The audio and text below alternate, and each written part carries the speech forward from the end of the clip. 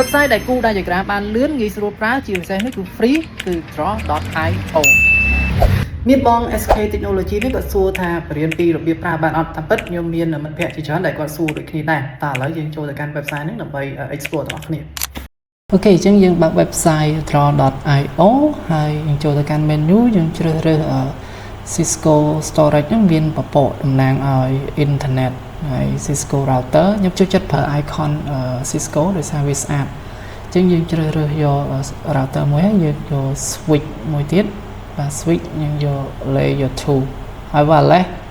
មានរូប icon wireless បែបនេះគេជ្រើសរើសមកទៀតមកហើយបន្ទាប់មក modem បាទអញ្ចឹង modem គឺយើងជាប់ពី internet មកចូល router និង modem ហើយអញ្ចឹងពេលយើងបាន icon អស់ហើយចាប់ដើមទាញទៅរៀបវាមកគឺ modem យើងដាក់នៅខាងលើហើយជាមួយនឹង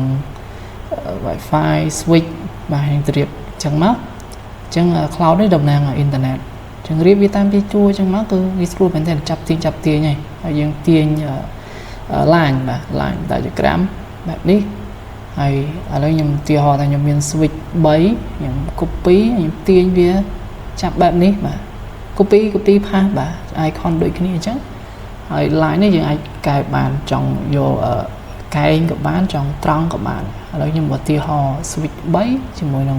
Wi-Fi 3 access point បាទអញ្ចឹងបែបនេះហើយតោះមកយើងអាចដាក់ label មានន័យយើងអាចដាក់កំណត់ចំណាំឈ្មោះអញ្ចឹងណាឥឡូវខ្ញុំដាក់ថា modem ហើយនេះគឺ router យើងទៅសេអញ្ចឹងមកងាយស្រួលយើងដាក់ហើយយើងអាច copy បាទ copy យើង add មកថែមក៏បានយើង copy ក៏បានយើង copy ទៅវាលឿនហើយកន្លែងនេះខ្ញុំដាក់ access point បាទអញ្ចឹងយើងអាចដាក់ថែមមក access point 1 2 3យើងទៅហើយខាងលើនេះខ្ញុំ copy ដាក់ជា internet បាទអញ្ចឹងងាយស្រួលមែនទែន app មួយនេះគឺយើងចាប់ទាញ icon ហើយយើងដាក់ line ហើយដាក់ label ហើយ icon ដែលខ្ញុំចូលចិត្តប្រើហ្នឹងគឺ icon Cisco បាទអញ្ចឹងនេះហើយគឺជា diagram ដែលខ្ញុំគូរាល់ថ្ងៃ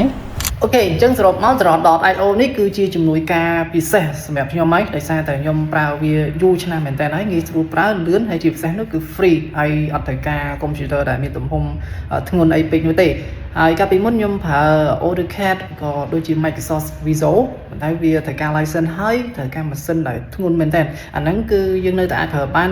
សម្រាប់អ្នក professional ណាដូចខ្ញុំចេះគឺខ្ញុំត្រូវការលឿនហើយវាសាមញ្ញហើយគូភ្លាមងាយស្រួលមែនតើអញ្ចឹងអ្នកនរគ្នាអាចសាកបាន